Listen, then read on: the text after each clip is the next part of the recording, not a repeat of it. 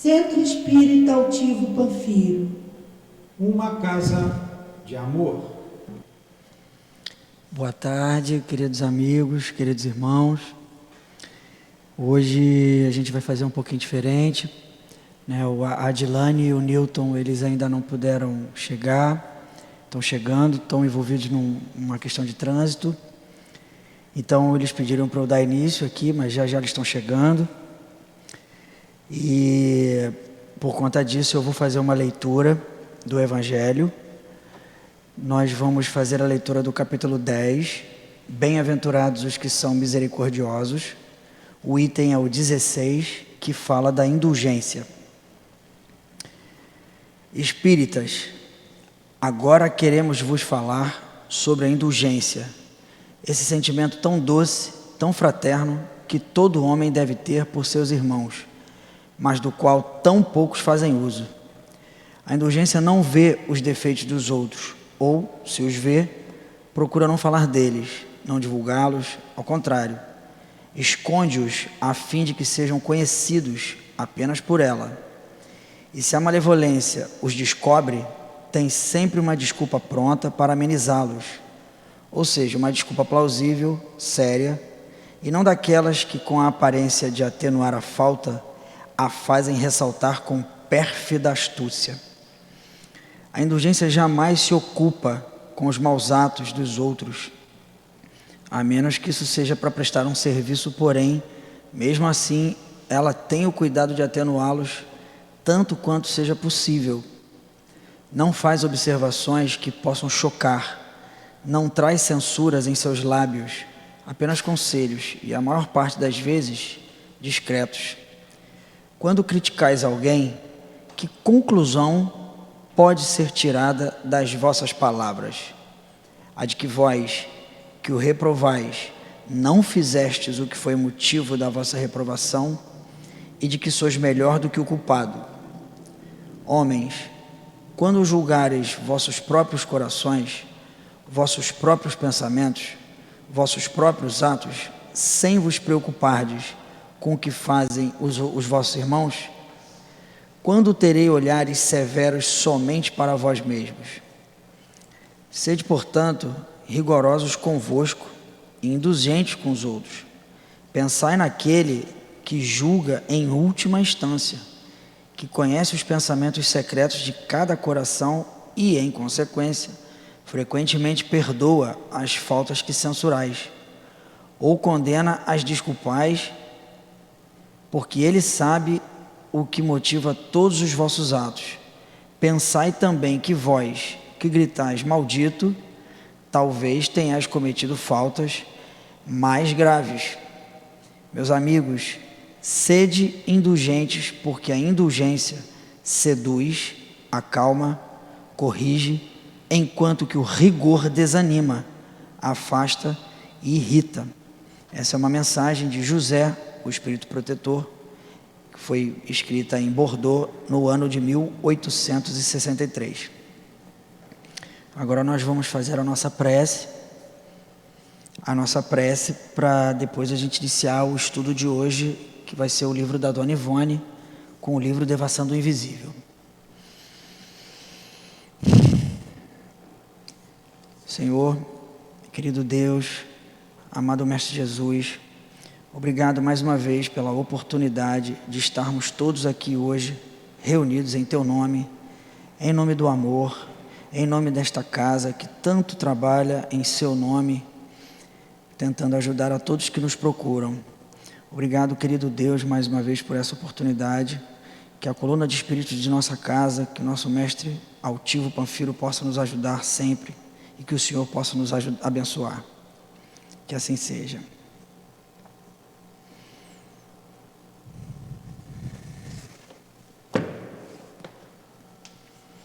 Bom, agora nós vamos abrir o livro da Dona Ivone, Devação do Invisível. Nós vamos começar o capítulo Sutilezas da Mediunidade.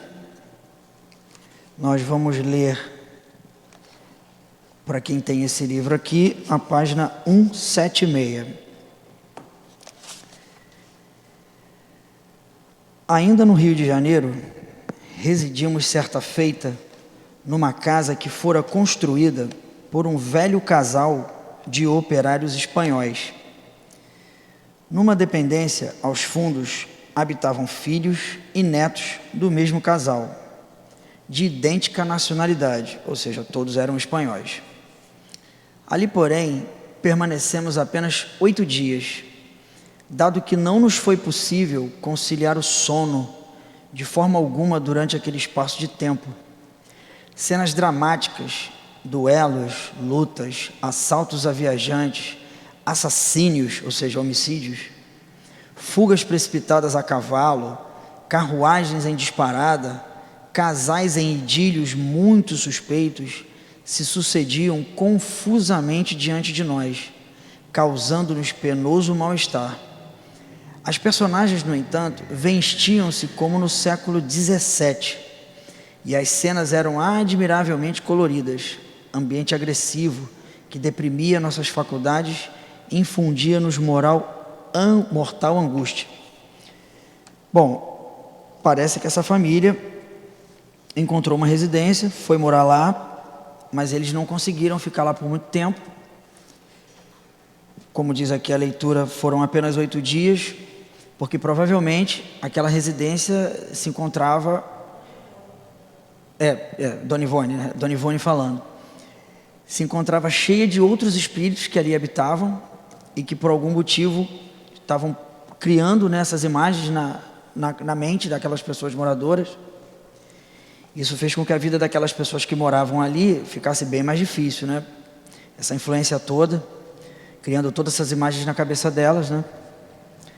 Continuando a leitura. Que singular mistério existiria nisso tudo? E por que razão, numa casa de construção moderna, erguida no Brasil por indivíduos espanhóis, surgiam nas vibrações locais cenas da Espanha do século XVII? Quem fala aqui é o Sr. Myers, né? Bom, ele está falando aqui, é uma pergunta óbvia, né? Por que uma casa no Brasil que fora construída por pessoas de nacionalidade estrangeira, né, espanhola, produzira tantos efeitos? Uma única explicação nos ocorre, embora frágil, a fim de atenuar a perplexidade que o fenômeno acarreta. Aqueles espanhóis ali residentes seriam as personagens turbulentas do século XVII. Provavelmente a gente vai fazer uma leitura em que vai citar que essas pessoas, em uma reencarnação de 300 anos atrás, se envolveram em alguma situação em que esses outros que lá estavam também estavam participando, né? Então, certamente, esses espíritos que lá estavam encontraram esse casal, né? Depois de tantos anos, 300 anos depois, acabaram encontrando. Eu digo 300 anos porque a gente está considerando o século XX já para 21, né? O ano aqui não é exatamente citado. Os fragmentos dos dramas por nós entrevistos existiriam na sua subconsciência, externavam-se por suas vibrações pessoais ou aura, e nossas percepções apropriadas para a psicometria do ambiente captaram fragmentos do que se havia passado há 3 séculos, né, conforme eu havia falado, com eles próprios. Ou seja, eles de fato deveriam estar envolvidos com alguma trama que acontecera 300 anos antes. Como eles saíram daquele país, vieram para o Brasil, se envolveram com a construção de uma casa, eles acabaram atraindo por seu magnetismo, por seu pensamento, acabaram trazendo aqueles espíritos para cá. E quem acabou sofrendo com isso foi a família que acabou indo morar ali. Dado que seja assim, tratar-se-á do mesmo fenômeno, psicometria de ambiente, ou de uma derivação deste. No estado de desencarnação, esse fenômeno é comum. Cada um de nós trará consigo, visíveis aos seus afins ou aos superiores, as peripécias do próprio passado, o que não parece muito animador. De fato, essa última frase corrobora com o que a gente já mencionou aqui, né? Esse casal, né? Esse casal de operários espanhóis, quando reencarna no século XX, no Brasil, se tornam construtores, constroem uma casa, comercializam essa casa, né? Vamos considerar que essa casa foi vendida. Essa família chega no Rio de Janeiro, mora na casa, começa a sofrer com essa perseguição que ali já se instalara. Isso tudo não tem a ver efetivamente com a família, e sim com os construtores, que são espanhóis, que acabaram trazendo consigo toda uma história de 300 anos antes, todo um passado acaba vindo à tona, porque aqueles malfeitores acabaram encontrando eles por conta do pensamento, por conta do magnetismo deles. Apresentados certa vez a um jovem cego, cujo rosto, já é o outro texto, né? Já é uma outra história, né? Agora a gente vai começar uma nova história, que a Dona Ivone nos conta. Apresentados certa vez a um jovem cego, cujo rosto e mãos eram desagradavelmente maculados de manchas brancas naturais, como queimaduras, lemos de súbito em sua aura, e como que vimos a vida pretérita em torno dele, o seu terrível passado de inquisidor espanhol, que perfurara os olhos dos condenados e os queimara com ferro em brasa. Pois é, eu vou fazer uma leitura rápida da nota do médium. Idêntico fenômeno ocorreu com o médium Francisco Cândido Xavier, ao ser apresentado a mesma personagem no dia imediato, sem que nós e ele, o médium, nos tivéssemos avistado e trocado ideias a respeito. Ou seja, essa experiência o Chico Xavier acabou passando também. Ou seja, numa vida passada, ele vivera a encarnação de um homem que certamente era muito mau, tivera a função de inquisidor lá na Espanha, certamente na época da Inquisição, onde nós conhecemos a história aí, que os espanhóis mataram muita gente, né, queimaram muita gente. Provavelmente essa pessoa citada fora um inquisidor, e naquela época, como forma de castigo, ele machucava as pessoas, né, usando ferro em brasa, e perfurava os olhos. Então nessa encarnação veio a lei de causa e efeito, foi feita, né? Ele veio cego e com muitas queimaduras pelo corpo, né? Justamente pelo espírito dele, que traz toda essa marca de tudo aquilo que ele provocou, né, na época. Aí eu entendi aqui que tanto a Dona Ivone quanto o Chico Xavier, um no outro, viram nesse cego o mesmo problema. Eu imagino que, como a gente vive aqui a experiência da mesa de desobsessão, que os nossos médiuns, eles quando incorporam, eles acabam tendo todas essas sensações daquele que se aproxima para dar a comunicação. Eu imagino que seja o que Dona Ivone está falando, né? Ela não só teve a percepção, como ela sentiu na pele, assim como o Chico Xavier, né? Por conta da capacidade deles de fazer, né, de receber o espírito e absorver aquele sentimento que aquele espírito está passando, é o que ele está contando, né?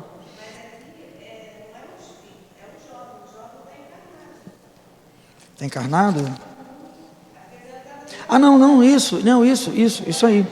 Então, isso que eu estou dizendo, ele provavelmente numa reencarnação passada, foi assim que eu falei, ele nasceu, isso aí. Exatamente, ele trouxe isso, ele reencarnou e trouxe tudo isso, porque numa encarnação passada ele fora um inquisidor, né? Ele participou daquele processo todo, né, terrível que nós temos na história, sobretudo na história da Espanha, das pessoas que morreram, né, nas mãos da igreja, lá, dos inquisidores, e ele certamente foi uma dessas pessoas. Então ele, nessa encarnação, 300 anos depois, ele traz o corpo com essas marcas que o perispírito dele provocou naquelas pessoas. Essas marcas ficaram no perispírito dele, e agora ele está externando tudo isso, né? 2 das manchas que se espalhavam pelo rosto desse jovem abrangiam os olhos, como um sinal indelével do peso que oprimia a sua consciência, de espírito sinceramente arrependido, que se reabilitava através da dor, sob o amparo do Consolador. É justamente o que nós falamos, né? Corrobora exatamente com esse texto. Ele foi um inquisidor, ele provocou o mal, ele provocou a dor, isso ficou registrado no perispírito dele. O plano espiritual deve ter dado a ele a oportunidade de renascer para pagar essas dívidas. Por algum motivo ele não conseguiu, mas nessa vida ele vem justamente para saldar todos esses débitos, nessas dívidas. E aí o perispírito traz toda essa marca, nasce cego, nasce com as marcas no corpo, e tudo muito aparente, né? Aqui fala, Dona Ivânia nos fala da mancha no rosto, né? Nós estamos na página 178. De outro modo, em quaisquer localidades antigas que visitemos, desenha-se o passado das mesmas às nossas percepções mediúnicas. Agora a Dona Ivone vai contar um outro caso. Na cidade de São João del Rei, no estado de Minas Gerais, era frequente vermos, mesmo à luz do sol, cenas antigas, até pelas ruas, séquitos de antigas damas que se dirigiam às missas em cadeirinhas, carregadas por escravos. Isso aqui que ela está falando era um objeto que se transportava a nobreza. A nobreza era usada para não tocar no chão, para não pisar. Elas ficavam em umas cadeirinhas que eram suspensas, geralmente carregadas por 4 homens, né, que sustentavam em seus ombros. Esses eram os séquitos, carregadas por seus escravos. Procissões do Santíssimo Sacramento, vibrando campainhas, destacando-se uma espécie de guarda-sol muito amplo, em cores vivas. Isso fazia parte do figurino daquela época, né? As damas, né, da sociedade, não importava exatamente o tempo, e sim a sombrinha fazia parte daquele figurino, né? Isso a gente vê muito na televisão quando se vê um filme ou uma novela que retrate uma época muito antiga, né? Então não era exatamente sol ou chuva, fazia parte do figurino. Sob cuja sombra marchava o sacerdote com o viático, a fim de levar a extrema unção a moribundos. Aquela cidade mineira conserva em sua ambiência metaetérica cenas tão perfeitas e lógicas do tempo do Brasil colonial e dos 2 impérios, que seria possível a um médium dotado da faculdade psicométrica bastante desenvolvida descrever episódios que resultariam em sugestivas informações históricas. A Dona Ivone está falando para nós, se nós estivéssemos nesse momento, né, a gente pode trazer isso para hoje, porque o fato já ocorreu, mas a imagem está lá. Se nós levarmos até lá, essa cidade, um médium com essa capacidade, possivelmente ele vai fazer a visualização justamente dessas imagens, que são imagens que de fato aconteceram nesse passado, nessa cidade, que fazem parte, né? No ano de 1700, 1800, Brasil colônia, Brasil império, como ela cita aqui, nos 2 impérios. Então a gente pode considerar que essas imagens já existem desde 1700 para cá. Qualquer médium com essa capacidade seria capaz de enxergar tudo isso, com bastante grau de detalhe, poderia até fazer citação, escrever sobre isso, com nitidez, exatamente, é o que a Dona Ivone está nos chamando a atenção. Detalhe significativo: existem cenas que, melhor do que outras, se fixam na dita ambiência. As melhores que temos observado datam de séculos. Como a gente acabou de falar, né? Esse parágrafo sim. Quer que eu passe para você o microfone? Vai até o final. Aí eu vou colocando aqui uma coisa, só para a gente relembrar. Ele está falando da psicometria. Isso. Né? Então, a psicometria pode ser feita de um objeto. Então, o Marquinho tem lá o relógio do pai dele. O médium, dotado dessa sensibilidade, vai pegar o relógio e vai descrever a personalidade do pai, o que o pai sentia, o que o pai pensava, como ele era. Tem a psicometria do ambiente. Lembra daquele médium que previa até mesmo as bactérias debaixo da terra, a idade da árvore, quando ele pegou a casca da árvore? Que coisa, né?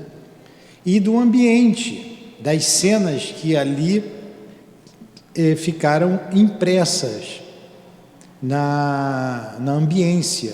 Eu não sei se eu posso dizer que é no fluido cósmico universal. O fato é que fica. Então vamos supor que a gente continue aqui por mais 50, 60, 100 anos e o centro saia daqui, vá para um outro lugar. Se o médium vir aqui, ele vai entrar, ele vai perceber, o médico, essa percepção, a psicometria, como tinha a Dona Ivone. Aqui era um ambiente de estudos, de oração, eles estavam falando sempre dos espíritos. Vai ver a gente sentado aqui, a gente vai marcando o ambiente. Eles vão ver a gente sentado aqui, as pessoas podem até descrever. Como é que eu vou descrever, Laene? Aí tinha uma senhora ali de cabelos brancos do lado da irmã. Tá. Então, isso fica impregnado como num filme, que você revela o filme. Você revela o filme, você bateu a fotografia, está ali. Quando você revela, aparece a mesma coisa. O médium é como se ele revelasse o que aconteceu naquele lugar. E ali ela está descrevendo cenas da época do Brasil Império, ou Colônia. Império, ou depois o Brasil Colônia. Pode-se até descrever do Brasil Império como as cenas que marcaram muito na Palestina, quando Jesus passou por ali. Por isso que no mundo espiritual eles têm os filmes, eles têm tudo gravado. É uma realidade a presença de Jesus naquele lugar, naquela região. Quando ele proclama o Sermão do Monte, então aparecem as cenas, como se aquilo fosse alguém filmasse e gravasse. Então no mundo espiritual eles têm esses arquivos.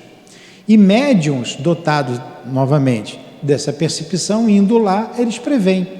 Quantas pessoas vão no Coliseu Romano e se sentem mal? E outras veem tudo. Veem os gladiadores, vê as feras avançando nas pessoas, porque aquilo está tudo impregnado naquele ambiente. Uma pessoa não dotada dessa sensibilidade, ela vai entrar e vai sair, não vai perceber nada. Agora, se no mundo espiritual tivéssemos que estudarmos história, uma aula de história, então vamos falar da civilização romana lá da época do Cristo, ou um pouco antes do Cristo. O Coliseu Romano, como eles faziam, vai passar o filme todo real. E vai se ver inclusive os personagens, a feição de cada personagem, como se vê as feições do Cristo. Então ela está descrevendo tudo isso. É isso que ela está falando. Entenderam? Alguma pergunta? Tenho certeza que o Marquinhos também já falou. Então a gente vai aprendendo, né? Cada dia um pouco mais. Vai lá, Marquinhos, continua aí. Agora a Dona Ivone vai falar de um outro caso, num outro local, também no estado de Minas Gerais.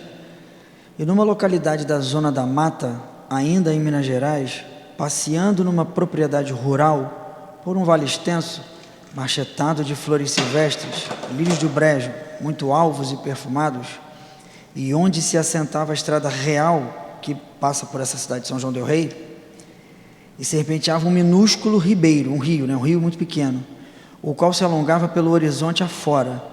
Tornou-se-nos visível repentinamente um rio caudaloso no mesmo local por onde caminhávamos, do qual soprava a mesma aragem que no momento sentíamos, estendendo-se para além em sinuosidades idênticas às do ribeirinho. Mais tarde, engenheiros que o mesmo local visitaram a serviço do governo, após exames demorados, concluíram que há uns 4 ou 5 séculos aquele pequeno ribeiro seria realmente caudaloso, cuja passagem por aquele vale o fertilizara tanto que ainda hoje toda a região é rica de humo, própria à produção de cereais que parecem explodir do seio da terra sob as bênçãos do próprio céu. Isso é mais um exemplo que a Dona Ivone nos traz, que a pessoa hoje passa lá, não vê nada. Uma pessoa como nós que não temos essa capacidade, a psicometria. Mas ela que passou e viu, ela enxergou todo esse cenário, 500, 400 anos atrás, ela conseguiu enxergar uma região mais bonita, uma região mais verde, com lírios, né, conforme ela fala, com um rio mais caudaloso, que era capaz de sustentar toda aquela região, que hoje em dia é um rio minúsculo, um rio quase desprezível. Mas os engenheiros que foram lá registraram que, de fato, aquela região tinha sido muito produtiva, passou por um extrativismo, obviamente, que aí transformou o que era muito sustentável em pouco sustentável. Ou seja, isso tudo para corroborar que, de fato, aquilo que ela estava vendo era real, de fato, era aquilo que acontecia. Então, mais uma vez, ela percebendo a natureza ali. O rio que não passa mais ali. Ela viu o rio que passou. Um rio que passou em minha vida, né? Ela viu o rio que passou ali. Que interessante, né? Que percepção. A mediunidade é uma coisa fabulosa. É fabulosa mesmo a mediunidade. A gente estudar, saber que é possível, com a alma, que isso é uma percepção da alma, não é dos sentidos. É muito bonito saber disso. Exatamente.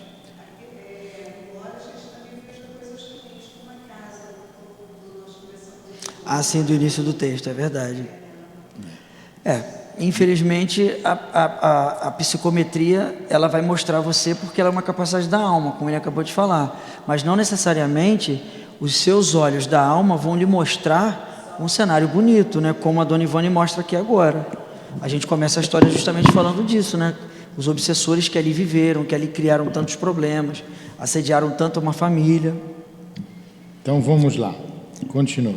Que estranhos poderes existem latentes nos arcanos da nossa personalidade espiritual, para que os segredos que os séculos guardaram nos sejam assim revelados. O mecanismo disso ela nem sabe explicar. É uma pergunta interessante. Que estranhos poderes. Isso aí. Estranhos poderes existem latentes nos arcanos da nossa personalidade espiritual. É do espírito, é a percepção da alma, para que os segredos que os séculos guardaram nos sejam assim revelados.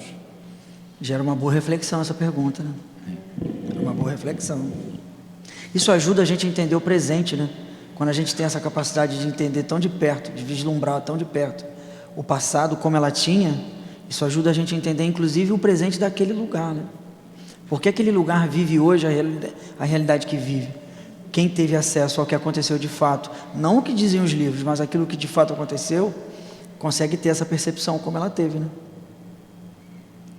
Tinha razão o professor Bozano, é o Ernesto Bozano?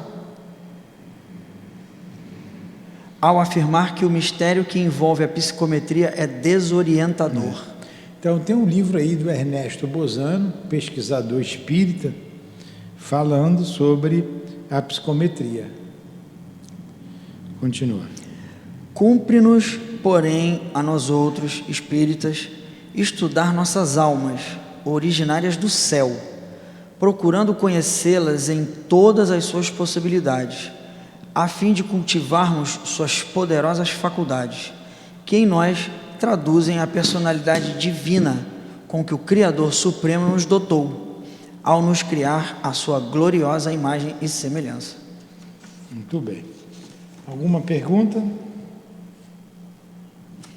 Assim a gente termina esse capítulo. Alguma colocação? Isso foi ótimo. Aprendemos muito, né? Aprendemos muito nesse capítulo. Muito. Dá vontade de recomeçar todo o livro.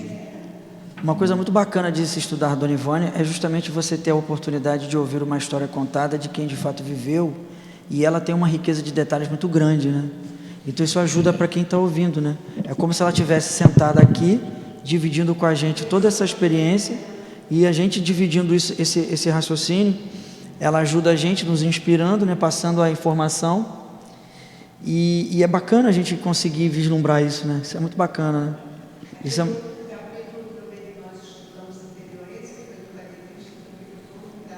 Foi. Beletrista, né? Então vamos agora. As virtudes do Consolador.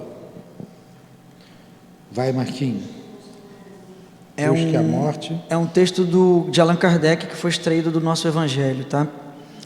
Pois que a morte é a ressurreição, sendo a vida a prova buscada, e durante a qual as virtudes que houverdes cultivado crescerão e se desenvolverão como o cedro.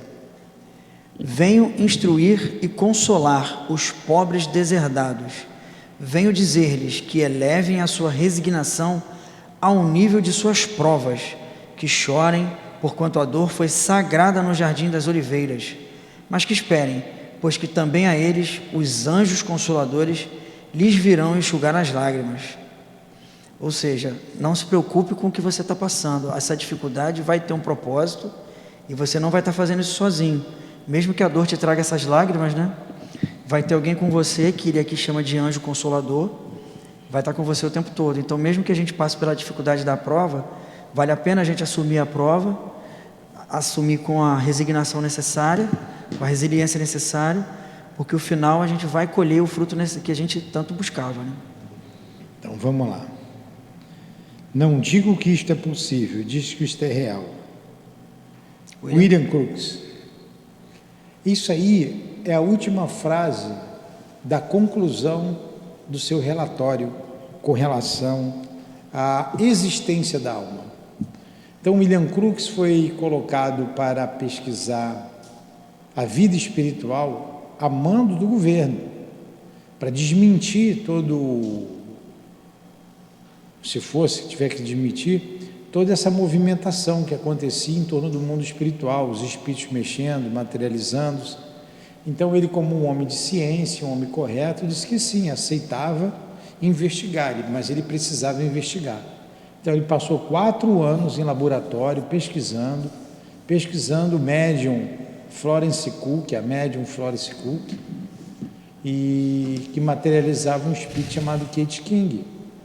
E nesses 4 anos ele conclui a sua pesquisa com essa frase no final do seu relatório: não digo que isto é possível, digo que isto é real. Um homem de ciência, hein? Ele não tinha mediunidade, ele foi pesquisar mediunidade, ele não tinha mediunidade ostensiva, a mediunidade era do outro. Então o espírito se materializava, ele conversava com o espírito, cortava um pedaço do vestido do espírito, do cabelo, da unha, pesava o médium, pesava o espírito, e teve essa conclusão. Então vamos lá. No seu encantador livro Joana d'Arc, Médium, primeira parte, capítulo 4, que integra uma série magnífica de exposições sobre o Espiritismo, Leon Denis, o inconfundível poeta da terceira revelação, diz que numa conferência que fez há anos no Instituto Geral Politécnico, o Dr. Duclos, diretor do Instituto Pasteur, em Paris, se exprimia nos seguintes termos: esse mundo, ele se refere ao espiritual, povoado de influências que experimentamos sem as conhecer, penetrado de um quid divinum, que adivinhamos sem lhe percebermos as minúcias, é mais interessante do que este em que até agora se confinou o nosso pensamento. Tratemos de abri-lo às nossas pesquisas. Há nele por fazerem-se infindáveis descobertas que aproveitarão a humanidade. Muito bem, continua aí, vamos lá. Ora, então, isso aí foi que Leon Denis disse. Vamos continuar aí, vamos ver aí o comentário. Ora, ao relermos recentemente tal comentário, recordamo-nos de certo episódio a nós narrado por pessoas de absoluta integridade moral, episódio no qual, posteriormente, nossa faculdade mediúnica se viu espontaneamente envolvida num encantador prolongamento de revelações. Relatemos, porém, os acontecimentos em forma literária, de modo a não fatigar o leitor. Essa história é interessante, ela vai contar a história. Primeiro ela colocou ali Leon Denis como o apóstolo do Espiritismo, falando desse mundo povoado de influências, de experimentos, com muitas minúcias, né, sem perceber as suas minúcias, enfim. Aí ela vai colocar agora o que ela percebeu no ano de 1957. Vamos lá. Eu era espírito desencarnado nessa época. Elaine é mais velha do que eu, já estava encarnada, né, Elaine? 57. Então vamos lá. No mês de setembro de 1957, um simples acaso levou-nos a visitar respeitável família residente em Belo Horizonte, a encantadora capital do estado de Minas Gerais. Os chefes dessa família, senhor Antônio Augusto dos Santos e esposa, dona Ormenzinda Santos, haviam perdido uma de suas filhas, menina de 14 anos, vivaz e afetuosa, inteligente aluna do Sacré-Cœur daquela cidade. O decesso da gentil adolescente ocorrera no dia 14 de março de 1955, 2 anos antes. Depois de 4 longos meses de uma enfermidade dolorosa que zombara de todos os recursos da ciência médica, torturando o coração dos pais que viam definhar a mimosa filhinha sem que um só alívio lhe pudesse ser ministrado. Por isso mesmo, naquela manhã de setembro de 1957, o senhor Antônio Augusto dos Santos e sua esposa ainda se confessavam intimamente abalados pelo drama que lhes mortificara o coração, sofrendo a saudade dos risos cativantes daquela que partira entre lágrimas e flores, e cujo vulto querido não mais era visto a subir e a descer as escadarias da casa, ou colhendo as flores do caprichoso jardim que sua mãe zelosamente cultiva ainda hoje. Traíam ambos, pois pesar e amargura, ao se referirem ao fato doloroso, o que sobremodo comovia os ouvintes.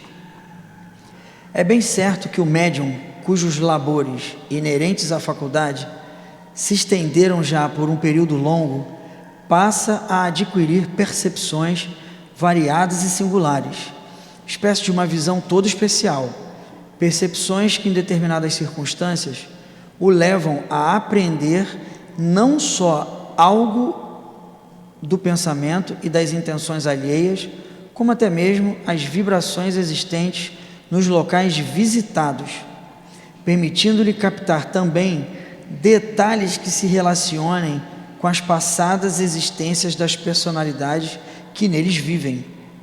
Assim foi que, penetrando pela primeira vez o solar da família Santos, edificação graciosa em estilo colonial português, sem conhecer qualquer dos seus membros e nada absolutamente que com estes se relacionasse, nossas percepções mediúnicas, em vez de uma residência em estilo colonial português, fizeram-no entrever e sentir um estranho ambiente artístico, suntuoso, evocativo, mas no estilo da velha Índia e não de Portugal, o qual nos envolvia e penetrava, como se o distinguíssemos por quadros sugestivos que outra vontade, independente da nossa, nos decalcava no íntimo do ser. É mais uma vez a Dona Ivone mostrando que ela estava diante de uma casa, mas a percepção dela colocava ela num outro ambiente, um ambiente que não era daquele que ela via com os olhos do corpo dela, né, daquela encarnação. É justamente o que ela está relatando para nós aqui. Sob tal injunção, cercavam-nos não os aposentos confortáveis, modernos, que se veem no solar, mas velhas arcadas de estilo oriental, portas rendilhadas como joias de filigranas, varandas com formosos balaústres, tetos esculpidos com altos relevos reluzentes, como pintados a ouro, salões dourados com reposteiros flexíveis, enfim, panorama íntimo, tipicamente hindu, aristocrata, refinado. Mais uma vez, características que são, de fato, de uma outra região, de uma outra cultura, remetendo a um outro lugar. É, mais uma vez, a psicometria falando mais alto, né? Uma como vertigem engolfou o nosso espírito, nossas energias mediúnicas, Nos primeiros momentos se abalaram, premidas pela força vibratória do fenômeno, aliando-nos do que em derredor se passava e impossibilitando-nos de compartilhar a conversação durante os primeiros minutos. Aquilo deve ter provocado algum tipo de confusão para ela, então ela até ficou um pouco confusa nos primeiros momentos, então ela não conseguia efetivamente entender o que era realidade e o que era psicometria, né? Refazendo-nos pouco a pouco, não sem estranhar, porém, a singular visão que nos fora dado distinguir por meio do sexto sentido. Lembramo-nos de que o Sr. Santos era português nato, seus filhos brasileiros e sua esposa igualmente brasileira, descendente de portugueses, não existindo, portanto, quaisquer razões que justificassem o panorama hindu estampado naquelas vibrações ambientes. A não ser que se recorresse à ligação de Portugal com a Índia, nos dias do passado, donde a participação do Sr. Santos ou de alguém de sua família em anteriores existências poderia influir na aura espiritual desse pressuposto atuante do passado, daí advindo então as percepções por nós sentidas. Conforme nós já falamos, ela relatou toda uma experiência que ela passou, onde ela tinha convicção de que ela estava numa casa na segunda metade do século XX, ela estava numa cidade do interior de Minas Gerais, uma casa que fora construída com toda uma decoração voltada para aquela família, daquele português. Então não tinha como, não havia no histórico daquela pessoa um parentesco oriental, da Índia, que tivesse uma religião do hinduísmo, e no entanto ela estava vislumbrando aquilo. Isso é só para mostrar que de fato ela estava vivendo uma experiência mediúnica, e ela está relatando para nós aqui agora. Agora ela deve ser, mesmo acostumada, ela leva susto, né? Deve ficar assustada. O que houve aqui? Viver os dois mundos, olhar uma coisa que já aconteceu. E mais, às vezes ainda vê mais coisas, vê o que vai acontecer. Ele fez uma citação aqui ao livro de Joana d'Arc. Eu tenho esse livro aqui. A Joana d'Arc tinha essa capacidade também. Ela conseguia no campo de batalha ver o que ia acontecer naquela batalha. Ela era capaz inclusive de enxergar uma batalha anterior. Ela via os corpos jogados. Ela tinha essa capacidade. Ela via isso. Ela tinha essa capacidade de ver. Por isso que na história da Joana d'Arc, muitas vezes ela tentava evitar até uma batalha, porque ela já era capaz de saber o que ia acontecer. Muitas perdas, né? Alguma pergunta? Não. Pode continuar? Pode continuar. Está bem fácilzinho de entender, né? Viu, eu dei sorte. Eu dei sorte. Não obstante tais choques e estranhezas psíquicas, calamo-nos receosos de cometer uma impertinência ou indiscrição, se algo comunicássemos do que percebíamos, abstendo-nos, pois, de quaisquer revelações ou indagações. Eu não vou falar nada. Isso senão, aí, né? É melhor ficar receosa. quieto. Às vezes a gente fala algumas coisas e as pessoas, por pouca coisa que seja... Esse é o ônus da mediunidade, né? Esse é o ônus da mediunidade. Sobretudo para quem pode ver.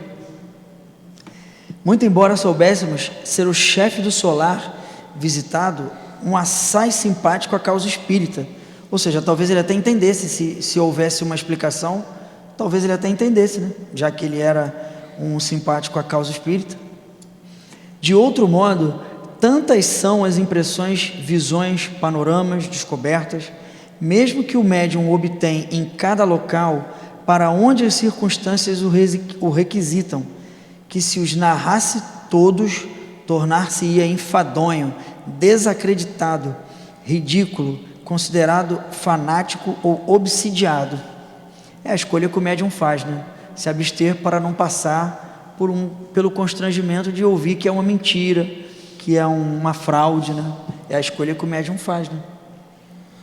De passagem, acrescentaremos que, além do ambiente espiritual hindu assim percebido, sentimos-nos igualmente envolvidos por uma singular influenciação artística, pois a residência em apreço, vibratoriamente, é como um cenário de arte clássica, dado que um dos filhos varões do casal Santos é jovem tenor de largo futuro, é um cantor, né, com um futuro promissor, né, segundo ela diz.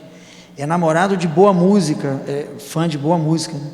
Já com 2 excursões pelo estrangeiro. Ele já havia passado pela Alemanha e pelos Estados Unidos. 2 filhas desse mesmo casal, pintoras de grandes dotes artísticos e fácil inspiração. E mais 2 filhos varões, engenheiros, arquitetos, donos de súbito valor profissional. Ou seja, ela tem a percepção também que aquela família era uma família que tinha um viés muito grande para as artes, né? Mostrando aqui que todos os filhos desse casal da família Santos, um espanhol com um brasileiro, todo mundo com uma veia muito voltada para a parte artística. Então, talvez, realmente, se fosse contado, talvez eles até entendessem, né? Por que ela estava vislumbrando todo um painel, todo um cenário voltado, né, para essas coisas. Um grande retrato da menina morta no salão de visitas, ornamentado com cravos brancos em jarras mimosas, sobre um aparador estilizado e ali disposto pelas carinhosas mãos maternas, despertou nossa atenção. Sorridente e graciosa, trajando o clássico uniforme do seu colégio, a morta parecia ali palpitar, cheia de vida e encantos. Alguém, dentre as visitas do dia, indagou da dona da casa: como se chamava sua filhinha, minha senhora? Os olhos da saudosa mãe, azuis como 2 retalhos luminosos do céu, se ergueram para o perfil querido ali estampado, rebrilhantes de um discreto pranto, enquanto seus lábios responderam em voz pausada e terna. Chamava-se Elizabeth, mas nós a tratávamos de Betinha. Era a caçula dentre as meninas. Eu não sei quanto a vocês, mas eu consigo enxergar tudo isso. Eu consigo imaginar tudo isso. Com isso, vieram as confidências, os relatos amorosos dos pais, saudosos, sobre a curta vida terrena da mimosa flor, que não chegara a desabrochar completamente. 1000 detalhes e pequenas particularidades que tecem o encantamento dos pais afetuosos. Ou seja, virou uma tarde em que aquele casal passou a falar com ternura, com saudade daquela criança, daquela filha, e aí a conversa tomou um outro caminho, né? Passou a ser o assunto a falecida, né? A citada. Sempre interessantes para o observador que procura distinguir, nas nuances diárias da vida, motivos preciosos para o estudo da harmonia plena com que as leis do Criador tudo dispõem.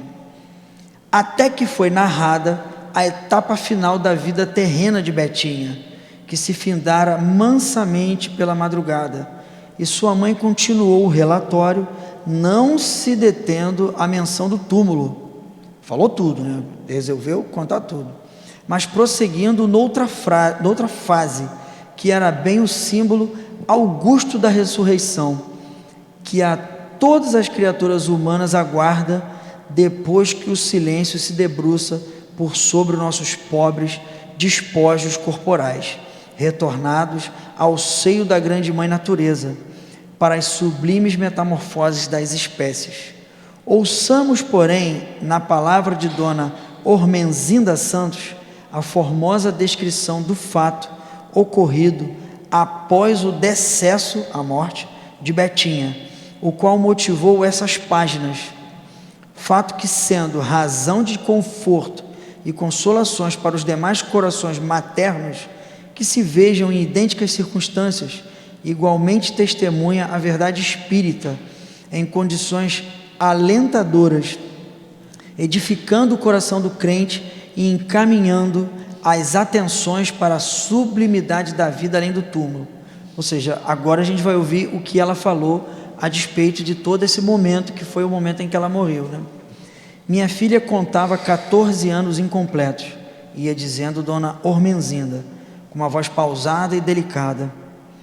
Quando os desígnios sábios da providência lhe permitiram adoecer e morrer, quando ela morreu, desculpa, desde algum tempo, antes de contrair a enfermidade que finalmente a vitimou, manifestar a ela desejos de que os seus futuros 15 anos fossem devidamente comemorados, e todo o encantamento do seu coração se voltava para esse sonho ingênuo, que a empolgava de alegrias e prematuras emoções. Por isso mesmo, fizera-me prometer que a presentearia com um rico vestido de baile, para usar naquele dia, na festa de debutante, na festa de 15 anos. Comprido e ornamentado de muitas rendas e flores, e cuja cor deveria ser rosa. Firmado o compromisso, sobre ele nos entendíamos frequentemente. Betinha era a filha caçula dentre as meninas que tivemos, conforme já disse, e era grato a todos nós, por isso mesmo, satisfazer-lhes as vontades que fossem razoáveis. Ela, porém, não atingiu a idade dos seus sonhos, visto que faleceu aos 14 anos incompletos.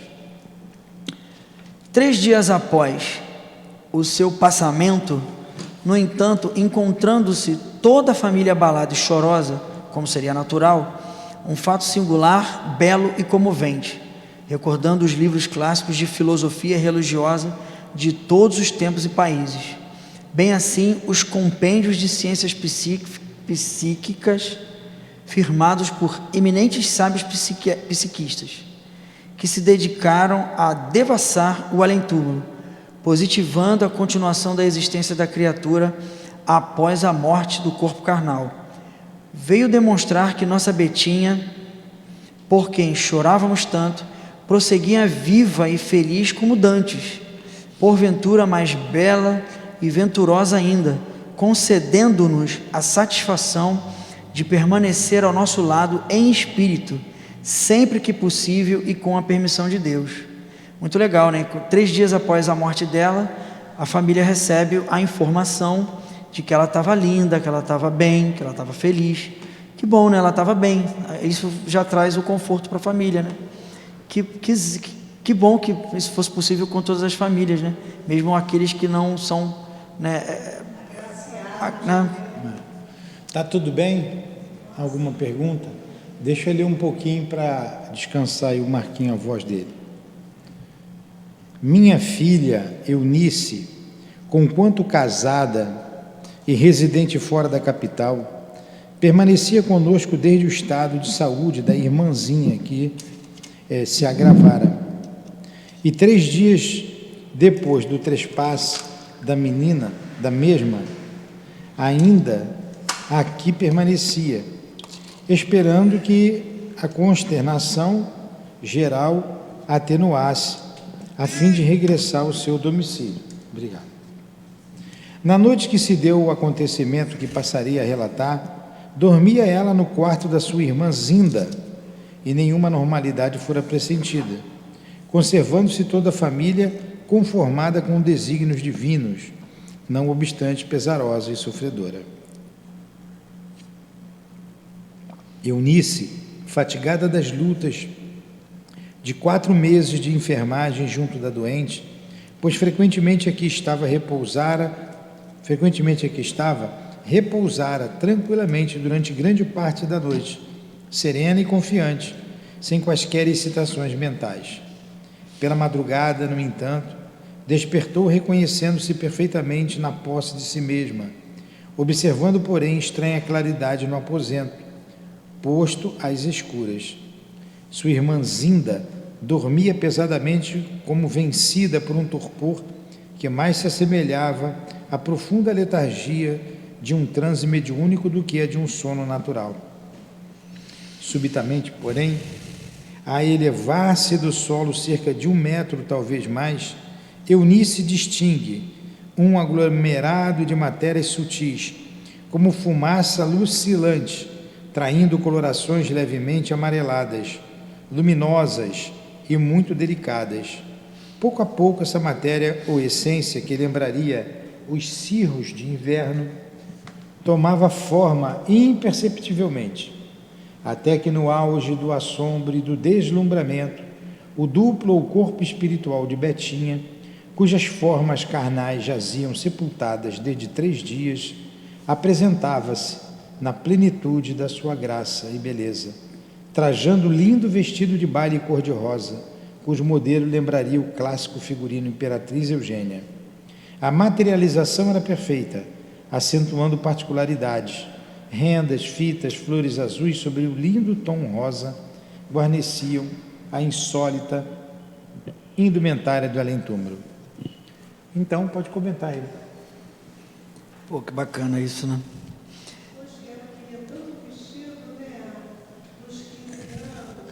E ela conseguiu materializar isso, né? E ainda mostrar para a família, né? E ela a Dilane se materializou ali ou tá ali mesmo, é ela? Então, ela queria tanto, não é? Vamos lá mais um pouquinho. Admirada, quer falar? Não sei dizer que ela alcançou a graça que ela queria, né? Admirada e feliz, Eunice tentava despertar a irmã, que continuava imersa em profundo sono. Claro, a irmã que estava dando o fluido, né? Isso. Tá melhor do que eu. Bem melhor. Ele é muito generoso, né? Para que igualmente desfrutasse o encantamento da formosa aparição, recordando os pastores de Judá, que uns aos outros despertaram alta noite, ao se surpreenderem com a manifestação celeste que lhes comunicava o advento de Jesus na noite sublime de Belém. No entanto, Zinda está incapaz de despertar. Apenas emite longos gemidos, longos suspiros, pois que é ela médium de efeitos físicos que ignora a própria faculdade, porque não professa a fé espírita, e que fornece elementos, que é o ectoplasma, para garantia da aparição. A manifestação, no entanto, não foi demorada. Eunice, que se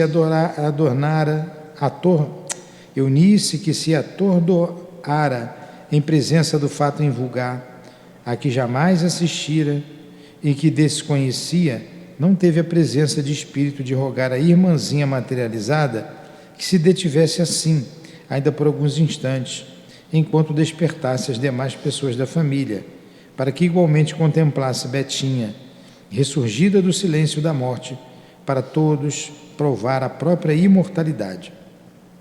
Ainda assim, sem termos tido tempo de também a ver, como Eunice a viu, conforta-nos saber que nossa filha vive feliz na pátria espiritual, para onde todos regressaremos um dia, atingindo a felicidade de uma perpétua união com seres amados que nos precederam. Então você vê a família preocupada com a menina e a menina se materializa para confortar todos.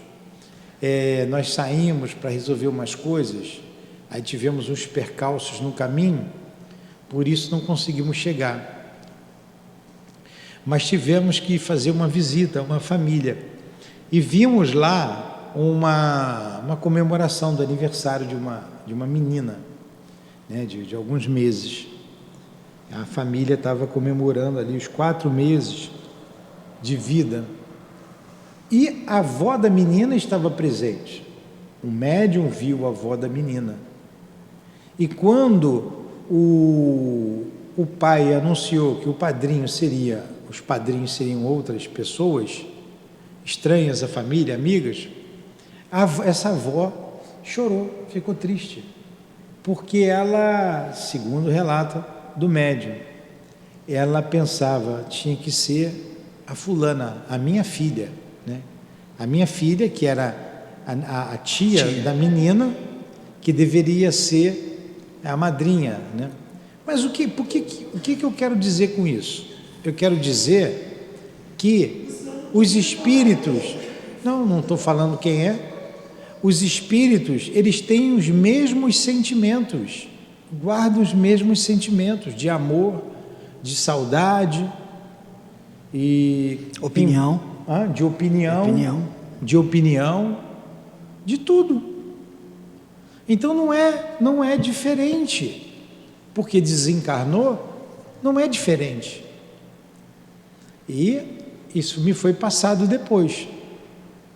E, enfim, aí mostra aí o sentimento da pessoa desencarnada, né? Sentimento de vó, sentimento de mãe. Tem os mesmos sentimentos. Alguma pergunta? Não? Acaba agora ou é 7h30? Não, vamos mais um pouquinho. Aí a gente passa. Vocês estão cansados? Pô, vou ficar com ciúmes desse jeito. Vocês preferem Marquinho? Não venham mais, hein? Olha Vamos aí, lá, ó. Marquinho, dê um pouquinho aí. Vai lá. Nessa história aí que o senhor estava comentando sobre da avó, né, da menininha, a minha filha caçula, ela tem surgiu um problema na família. Era bom falar no microfone, porque as pessoas em casa ficam em silêncio, elas não ouvem e reclamam sempre, né? A Elaine é uma, quando está em casa reclama. Isso. Dá para ir mais um pouquinho, fio? Olha o volume, Nixon. Aí surgiu um problema na família, né, com o neto, sobrinho da minha filha, e ninguém sabia como que ia resolver. Aí ela chegou de viagem, a irmã foi e contou, aconteceu isso. Aí ela pegou falando assim, tá, amanhã de manhã eu vou pensar nisso. Quando foi de manhã, hoje de manhã, ela já tinha resolvido tudo o que era para ser resolvido, que ninguém encontrava uma saída. Aí a minha filha mais velha perguntou, mas você acredita que a sua filha já decidiu tudo, já resolveu? Aí eu falei assim, meu Deus, é a minha mãe, foi a sua avó. Se fosse a sua Ô, avó, Nixon, se a sua avó tivesse tá ligado? ela teria agido exatamente como a sua irmã. Então, acho que o legado da minha filha caçula, que a minha mãe deixou para minha filha caçula. Que a minha mãe não deixava as coisas para ninguém resolver. Ela ia lá e resolvia, depois Provavelmente, você falando isso, eu lembrei de da mãe. mas nesse caso aí, ela precisou de uma noite, ela dormiu, então ela conversou com a avó deu a solução Deu a e inspiração. ela acordou com a solução. aí. Pode ser também. Uma noite de sono é muito importante para a gente resolver problemas. Eu achei interessante que você falou da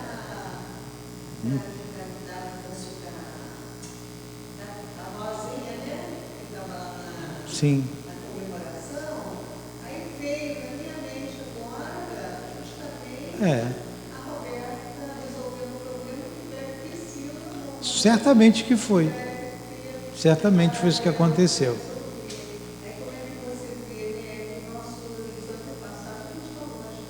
Não, estão pertinho da gente. E se veio na sua cabeça, provavelmente ela possa estar do seu lado aí. Pode, por que não estaria? Vamos lá. Fala, Dilane. Dá o microfone para Dilane. O que houve, Dilane? Então vamos. Continua, Marquinhos. Calara-se Dona Ormenzinda, e nossa pena não entrará em comentários acerca do importante fato. Lembraremos apenas, uma vez mais, o poder da vontade, a força mental do espírito recém-desencarnado da graciosa Betinha, a qual, desejando antes de morrer um vestido de baile cor-de-rosa para ser usado na data do seu aniversário natalício, 3 dias depois do trespasse para a vida espiritual, apresenta-se assim trajada, em espírito para melhor se identificar e também com o fito de demonstrar a força da personalidade conservada para além do túmulo.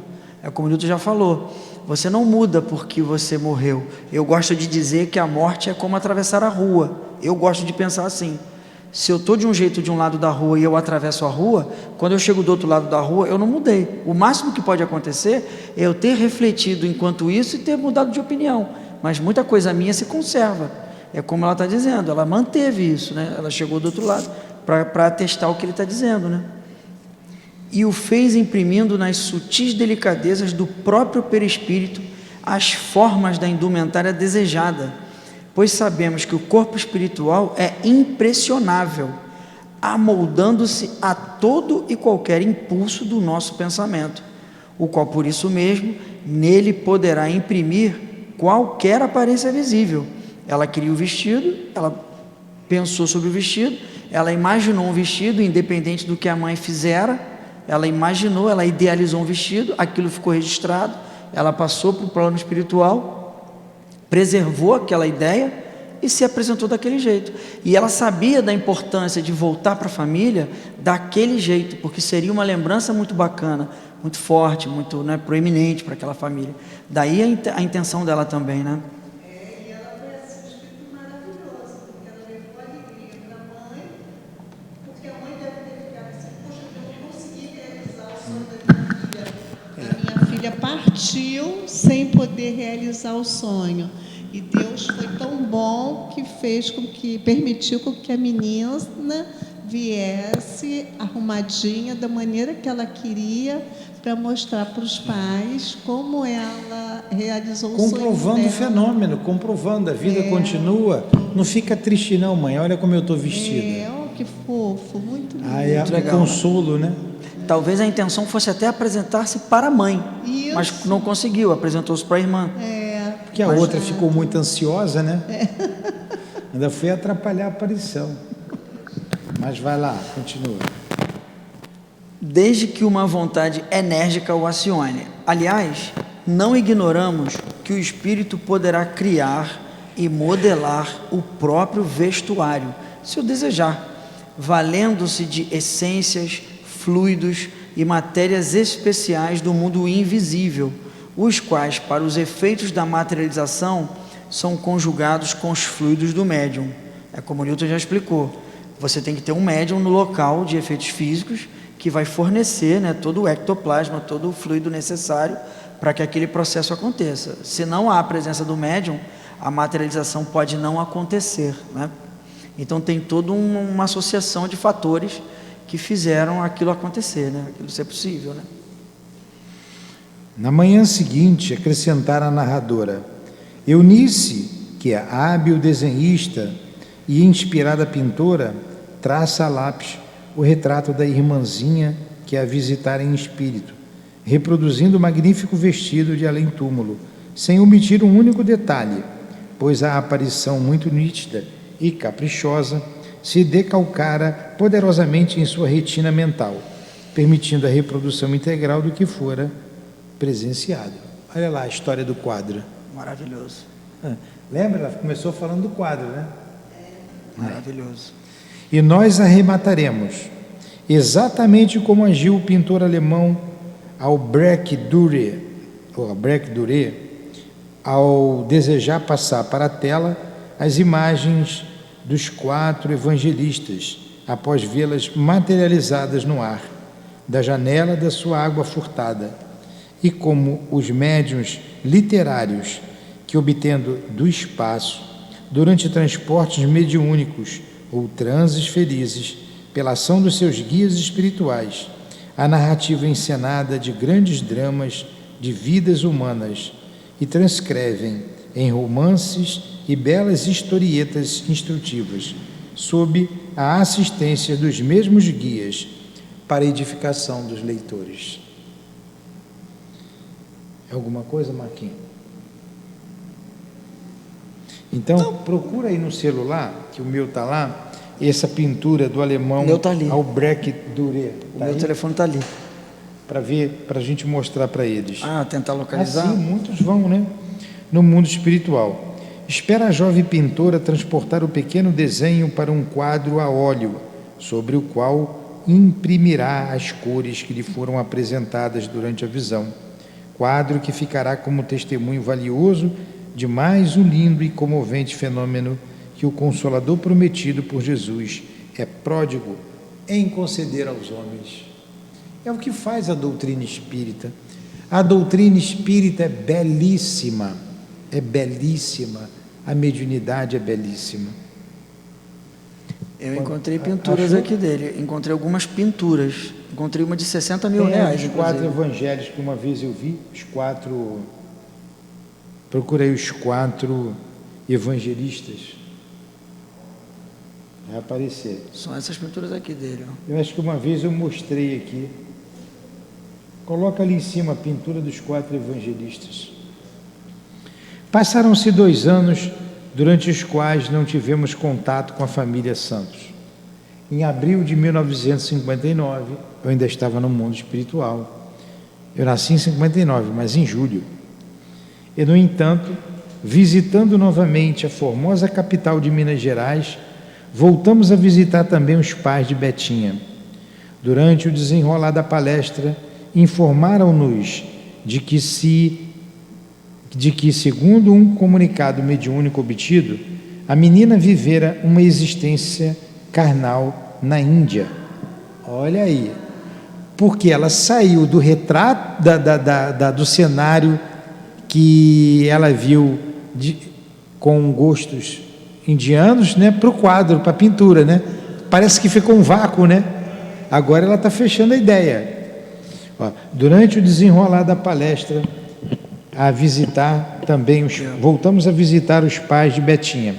Durante o desenrolar da palestra, informamos-nos de que, segundo o comunicado mediúnico obtido, a menina vivera uma existência carnal na Índia, em época não mencionada, onde se devotara a certa missão cujo caráter não fora revelado. É isso aí. Aqui, para os amigos do Instagram e para os amigos do Facebook, não sei se vai dar para enxergar. São os 4 apóstolos em pé na foto. Depois eu vou deixar aqui para vocês verem. Albert Duran. Albrecht. Eu vou mostrar para vocês. Foi assim que ele desenhou esses quadros. Vendo os 4 apóstolos, ele foi no mundo espiritual, viu como artista, ele voltou e pintou. É o famoso... Vou botar no grupo. Evangelistas. E aqui também agora está se fechando a ideia, porque ela viu o cenário da Índia. Então, a menina teve uma passagem na Índia. O detalhe, a Dona Ivone não falou com os pais o que tinha visto. Ela viu, ficou na dela, ela soube da história da menina, por causa do quadro que estava lá, e voltando depois, eles falaram que teve uma revelação mediúnica, que ela teve uma experiência na Índia. E ela não tinha falado nada.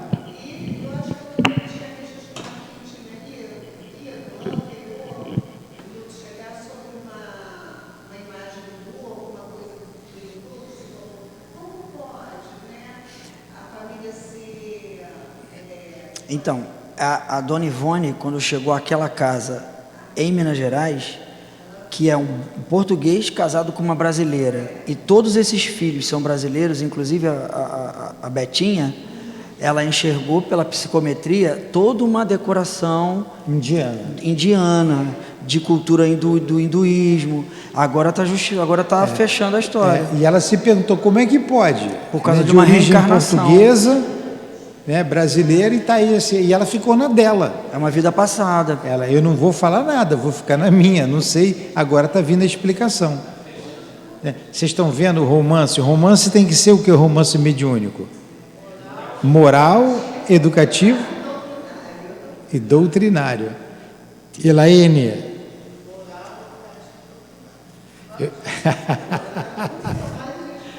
Olha aí, ó.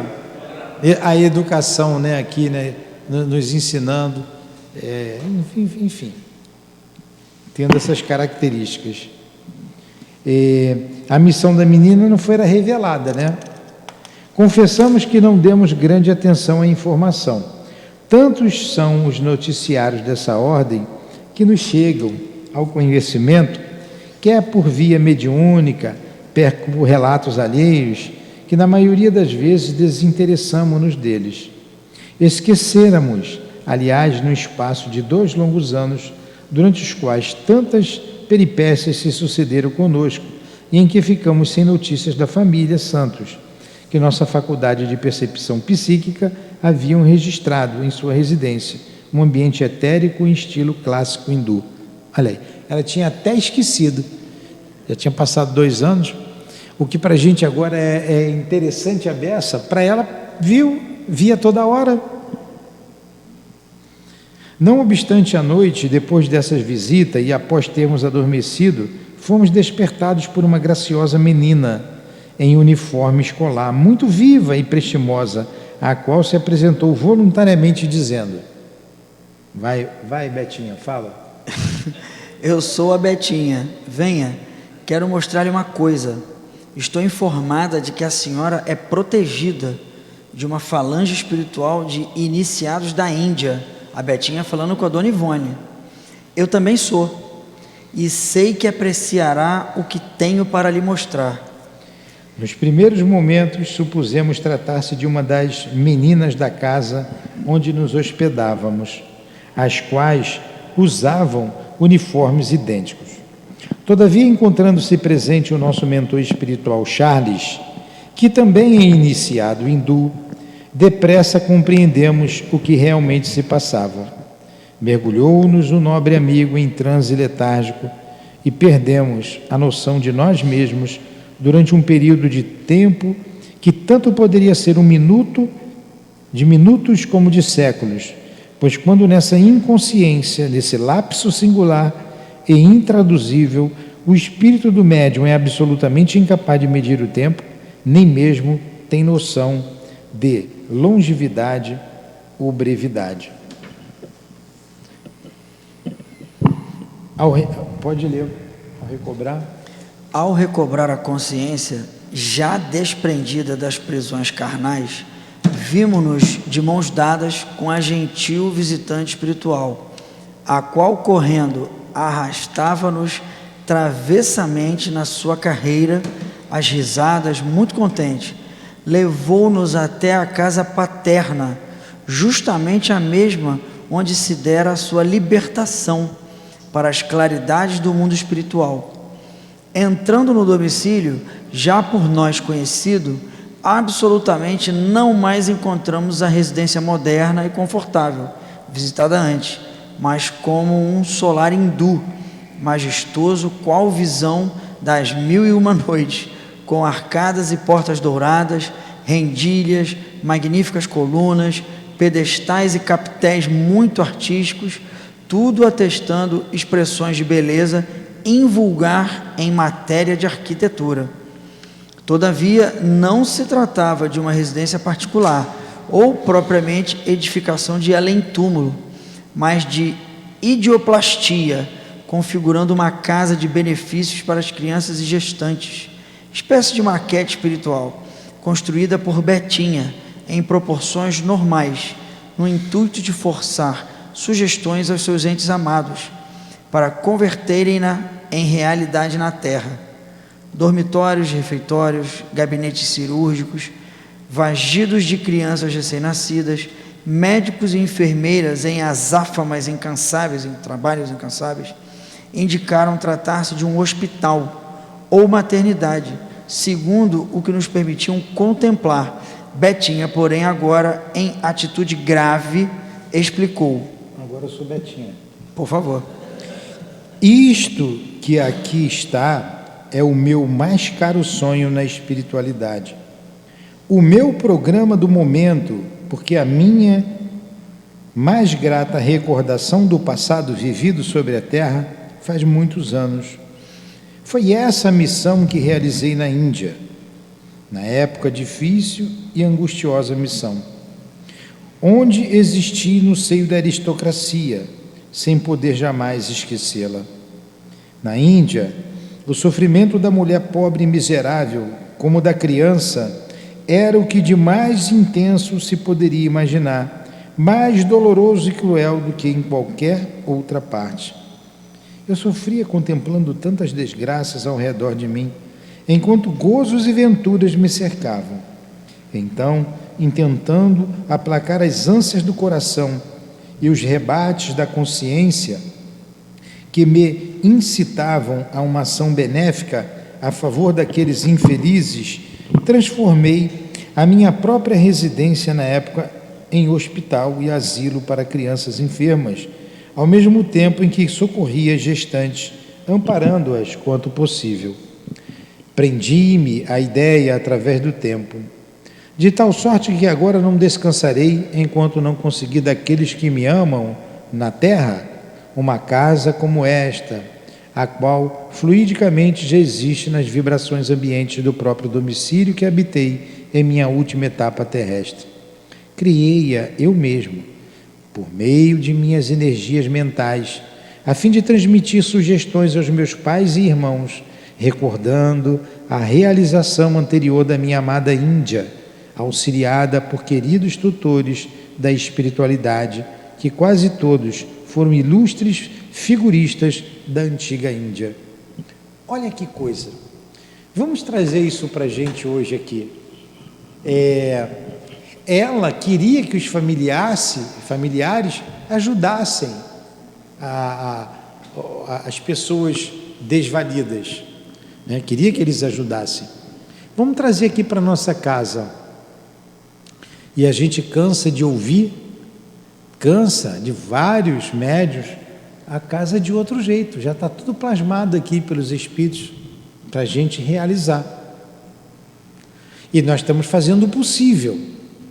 O que depende da direção material da casa, nós estamos procurando realizar. A vontade é imensa. Faltam-nos recursos materiais. Precisávamos de mais recursos para a gente poder colocar aqui o que eles já idealizaram. A vontade nós já temos. O que a gente, vontade de fazer, a gente tem. Falta o recurso. Fala, Dilane.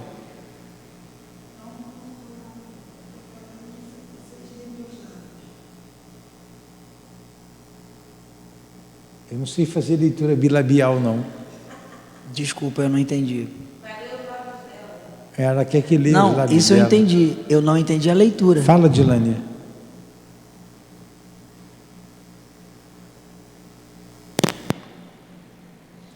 Não entendi, não. Pô, desculpa, eu sou ruim nisso. Continua aí, depois ela fala. Se Faz fosse um cartaz, importante, né? gente, Levanta-se um cartaz. Faz um cartaz.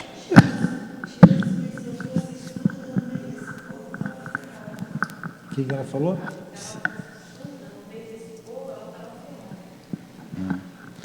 Foste, portanto, hindu também, minha querida menina, nessa passada existência que te referes?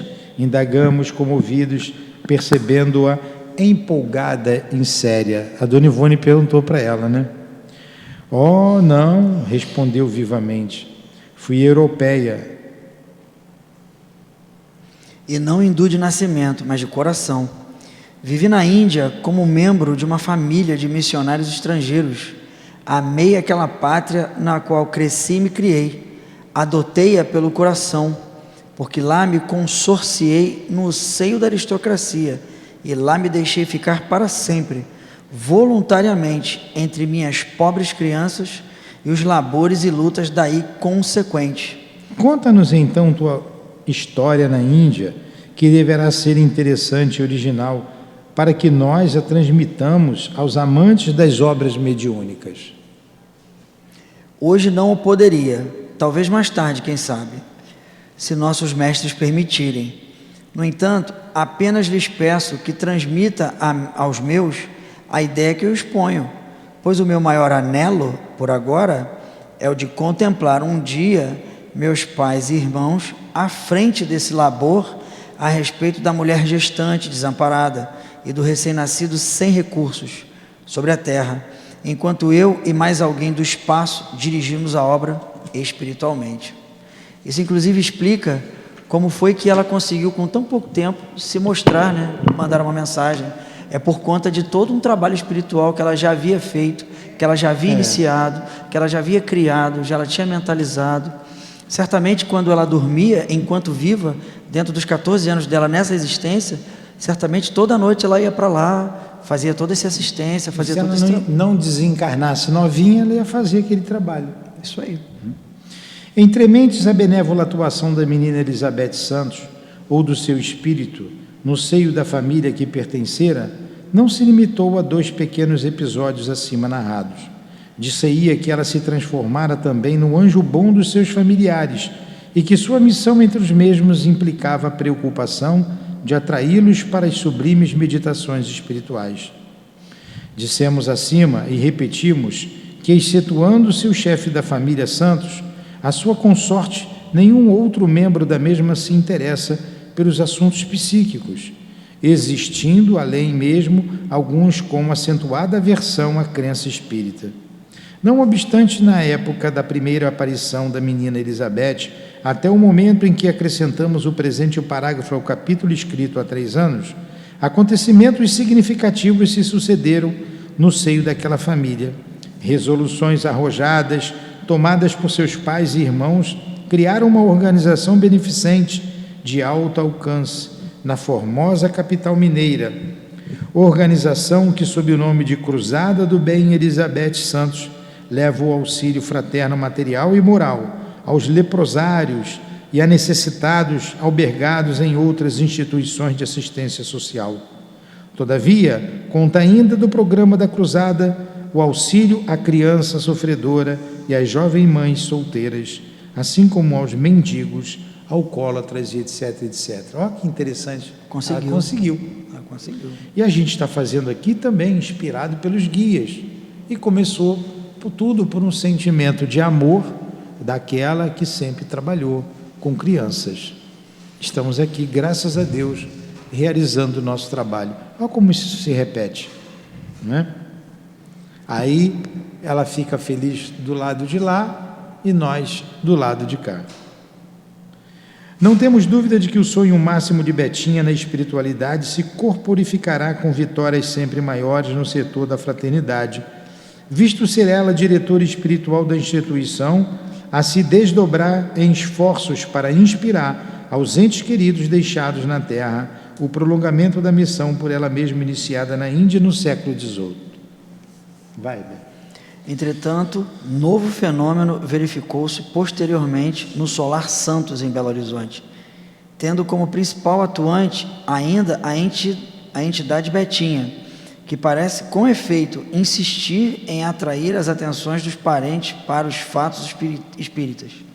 O detalhe que se segue, inserido nestas páginas, quando já déramos por terminado o presente volume, foi-nos relatado pelo próprio Sr. Santos em 10 de dezembro de 62, quando de visita ao estado da Guanabara, Rio de Janeiro, ele conta: meu filho Maurício, começou o Sr. Santos, formado em medicina em 1960. Meu filho Maurício começou o seu Santos, formado em medicina de 1960. Vai, Marquinhos. Já nos últimos meses do curso que fazia, uma noite ainda cedo, pois seriam 23 horas mais ou menos, estudava na sala de visitas, local onde se encontra o retrato da minha filha Elizabeth, tirado pouco antes do seu passamento. Ele estudava, porém, ao som de uma eletrola, pois é também apreciador de boa música. Não pensava absolutamente em sua irmã falecida em 1955, e já fatigado do esforço despendido, decidiu recolher-se. Por isso, encaminhou-se para a eletrola, a fim de desligá-la, o que fez simples e naturalmente. De costas voltadas para o retrato, sentiu que algo ou alguém forçava sua cabeça, no entanto de fazê-lo voltar-se para trás. No intuito de fazê-lo voltar-se para trás. Voltou-se com efeito e, olhando o retrato da irmã, julgou perceber névoas amareladas, lucilantes, que se acentuavam a ponto de ter a impressão de que o retrato se movia, enquanto ele próprio ouvia com acento de certeza a voz da irmã. Maurício, gostas de música? Pois dar-te-ei a ouvir uma música celeste. Canta comigo, Maurício, canta. Vai.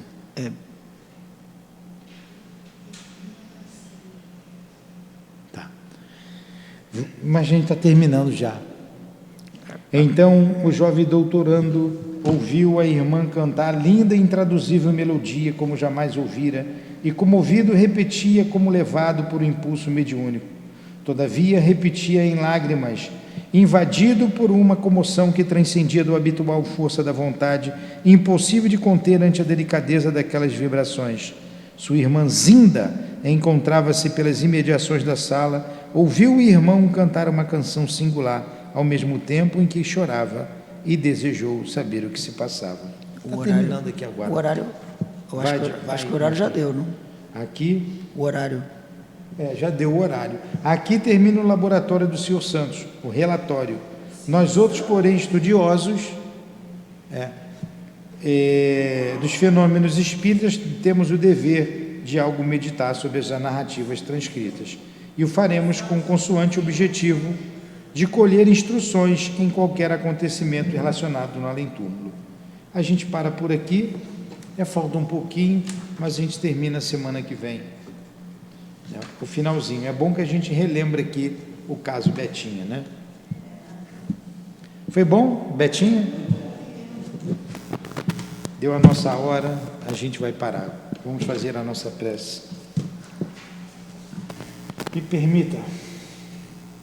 Então agradecemos muito a Jesus, aos espíritos que nos trouxeram aqui para o estudo desta noite, desta tarde, em encontrar com a Dona Ivone, em encontrar com esses espíritos amorosos, bondosos, espíritos espíritas, espíritos escritores, romancistas, estudando a mediunidade, encontrar com o altivo, com as nossas irmãs queridas, com os nossos entes amados, como a minha amada Lourdinha.